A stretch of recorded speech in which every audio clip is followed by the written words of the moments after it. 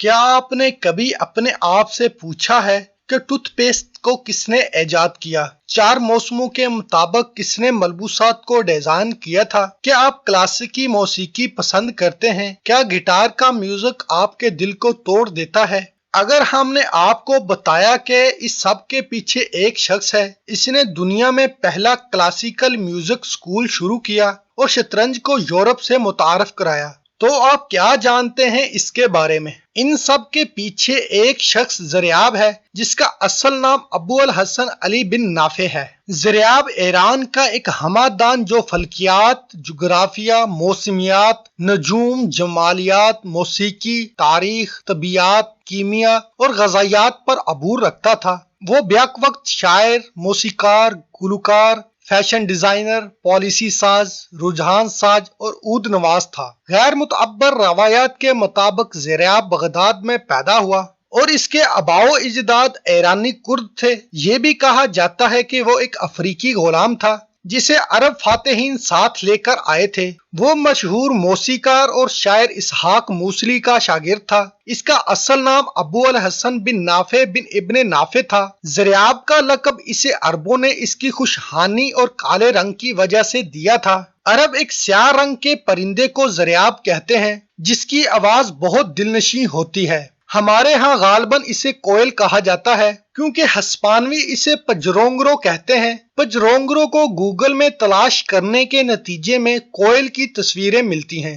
زریاب سن 799 میں پیدا ہوا تھا اور سن 857 میں یعنی 1000 سال قبل وفات پا گیا تھا اور بغداد اس کا گھر تھا۔ وہ 5ویں عباسی خلیفہ ہارون رشید کے دور میں پیدا ہوا تھا اور وہاں رہتا تھا۔ اس وقت بغداد بیت الحکمت کے ساتھ فنون لطیفہ کا ایک عالمی مرکز تھا جس نے اس وقت اسکندریہ کی لائبریری کا مقابلہ کیا تھا۔ خلیفہ ہارون رشید کونسل فنون کے سرپرست اور حمایتی تھے اور زریاب اسحاق الموصلی کا پسندیدہ طالب علم تھا جسے اس وقت چیف موسیقار سمجھا جاتا تھا۔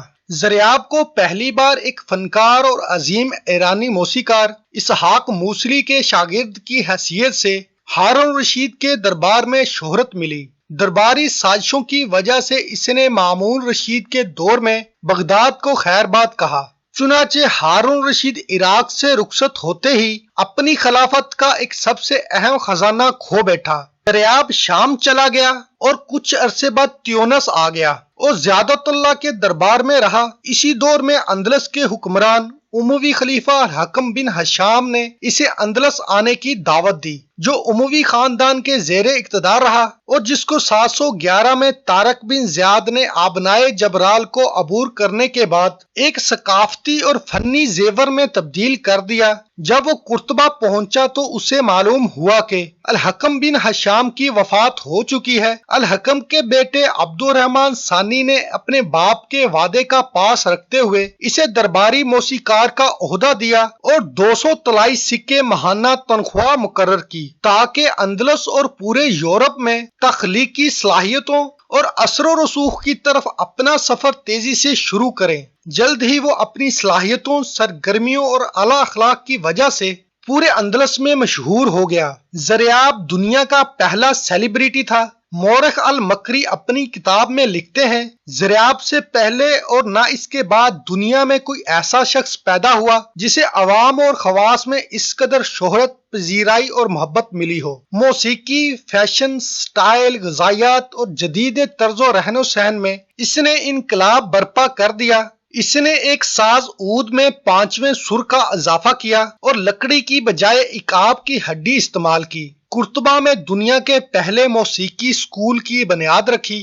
اس کی بنائی دھنوں اور نغموں نے پورے عرب کو اپنے سحر میں جکڑ لیا۔ زریاب وہ پہلا شخص تھا جس نے مختلف ہیئر سٹائل ایجاد کیے اور خصوصاً چھوٹے بالوں کا فیشن متعارف کرایا۔ زریاب نے ہی داڑھی شیو کرنے کا رواج ڈالا اور مختلف صابن، کریمیں اور پاؤڈر ایجاد کیے اور خوش ذائقہ ٹوتھ پیسٹ ایجاد کی، مختلف موسموں کے لیے مختلف انداز کے لباس بنائے اور دن میں 2 مرتبہ نہانے کو فروغ دیا۔ کہا جاتا ہے اس نے طبقہ عمرہ کی خواتین کے لیے بیوٹی پارلر بھی بنائے۔ اس نے مختلف سبزیاں اور پھل متعارف کروائے جن سے لوگ پہلے واقف نہیں تھے، اور سات دورانی کھانے کا انداز پیش کیا جس میں پہلے سوپ یا سلاد وغیرہ پیش کیا جاتا ہے۔ اسے ابتدائیہ سٹارٹر کہا جاتا ہے۔ اس کے بعد اصل کھانا یعنی جو بھی گوشت چاول جسے اصل دور کہا گیا، اور آخر میں میٹھا وغیرہ، یا یوں کہہ لیجئے کہ سلاد اور میٹھے کو اصل کھانے میں شامل کر لیا۔ اس نے شیشے کا گلاس ایجاد کیا۔ اس سے پہلے صرف دھات کے گلاس ہوتے تھے۔ یہ ان کی مدھر آواز تھی جس نے انہیں زندہ داستاں بنا دیا۔ چونکہ اس نے 10,000 گانے اور دھنیں دلی طور پر حفظ کی، خلافت کونسل اور قرطبہ میں اس کے اثر و رسوخ کا احتسال کیا۔ اس وقت ایک بے مثال میوزک سکول قائم کیا۔ یہ سکول ہر شعبہ کے باصلاحیت گلوکاروں کے لیے کھلا تھا اور بغداد میں موسیقی کی روایات کو آگے بڑھاتے ہوئے زریاب نے تجربات اور اس کی تعمیر کی ترغیب دی۔ اس نے مغرب کے ممالک لیبیا، مراکش، الجیریا اور تیونس کے لیے گانے کے نظم و ضبط کو قائم کیا اور دن کے ہر ایک گھنٹے کے لیے 24 الگ الگ گانے والی یونٹ میوزیکل پیس تیار کی۔ 24 گانے والی اکائیوں نے جو بعد میں زریاب نے ایجاد کی، انہوں نے کلاسیکل میوزک کی ترقی میں اہم کردار ادا کیا جو بعد میں مغربی کلاسیکی موسیقی کے نام سے جانا جاتا ہے۔ اس کے علاوہ آج ہم جانتے ہیں کہ گٹار کے آلے کو عربوں نے ابتدا میں آؤٹ آلہ کی شکل میں یورپ لے جایا تھا۔ تب زریاب نے اس میں 5ویں جوڑے جی ڈور کو جوڑا۔ اس نے فلیمینکو گٹار میں بہتری لانے میں مدد کی۔ موسیقی میں زریاب کی شراکت تنہا نہیں تھی کیونکہ مسلمان فنکار نے ذوق اور خوبصورتی کے شعبے کو مزید تقویت بخشی۔ اس نے بغداد کی لازوال ترکیبیں تیار کی اور اندلس میں کھانے کی میزیں ترتیب دینے میں انقلاب برپا کر دیا۔ مٹھائیوں میں اس کی کچھ ایجادات جیسے جرلاچ، اخروٹ، شہد اور تل کا مرکب آج بھی اسپین میں مقبول ہے۔ خیال کیا جاتا ہے کہ زریاب سب سے پہلے میٹھی جلیبیاں ایجاد کرنے والے ہیں اور فرانسیسی انداز میں کھانے کو 3 پکوانوں میں بانٹنے کے نام سے جانا جاتا ہے۔ یہ زریاب کی ایجاد تھی۔ یہ سوپ کے ساتھ شروع ہوتا ہے، ترجیحاً سوپ، پھر بنیادی کورس، پھر مٹھائیاں، پھل اور گری دار میوے۔ وہ کھانے کی میزوں میں شیشے کے برتن اور چرمی فرنیچر متعارف کروانے والے پہلے شخص تھے۔ زریاب کو صفائی ستھرائی اور خوبصورتی کا شوق تھا کیونکہ وہ ٹوتھ پیسٹ ایجاد کرنے والا اور کپڑے دھونے میں نمک استعمال کرنے والا اور مرد و خواتین کے لیے مشہور اور مختلف ہیئر سٹائل متعارف کرانے والا پہلا فرد تھا۔ وہ پہلے شخص تھے جنہوں نے آئی برو کو ڈرائنگ اور خوبصورت بنانا شروع کیا۔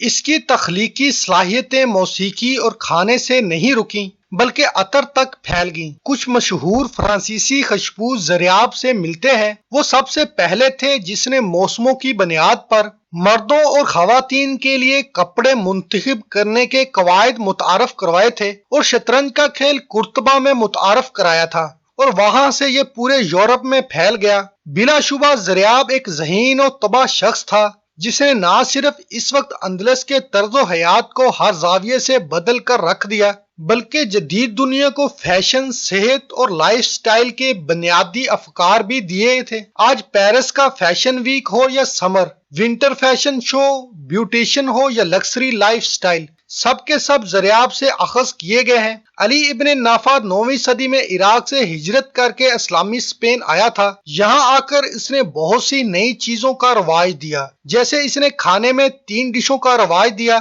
یعنی پہلے سوپ، اس کے بعد مچھلی یا گوشت، آخر پر فروٹ یا خشک پھل۔ اس نے ہی مشروبات کے لیے کرسٹل گراس کا استعمال کیا۔ اس نے کھانے کی میز پر میز پوش کا رواج دیا۔ اس نے اسپین میں شطرنج اور پولو کا کھیل شروع کیا۔ اس نے چمڑے کے فرنیچر کا رواج دیا۔ اس نے کھانے کے آداب کو رواج دیا۔ اس نے ہی دنیا کا پہلا زیبائش حسن کا مرکز بیوٹی سیلون قرطبہ میں کھولا تھا۔ اس نے گرمیوں میں سفید کپڑے اور سردیوں میں گہرے رنگ کے کپڑے پہننے کا کہا اور اس کے لیے تاریخ بھی متعین کی۔ ابو الحسن علی بن نافی عاجزی کی ابتدا میں سے اپنے وقت کے سب سے بااثر شخصیت میں بدل گئے، چونکہ تاریخ میں ان جیسے بہت سے لوگوں کا ذکر نہیں ہے اور نہ ہی ہم اس بات کو نظر انداز کر سکتے ہیں۔ اگر وہ اس حقیقت میں نہ ہوتا، اندلس اس وقت سب سے زیادہ روادار تہذیب میں سے ایک تھا۔ تخلیقی صلاحیتوں کے لیے اس رواداری اور کھلی جگہ نے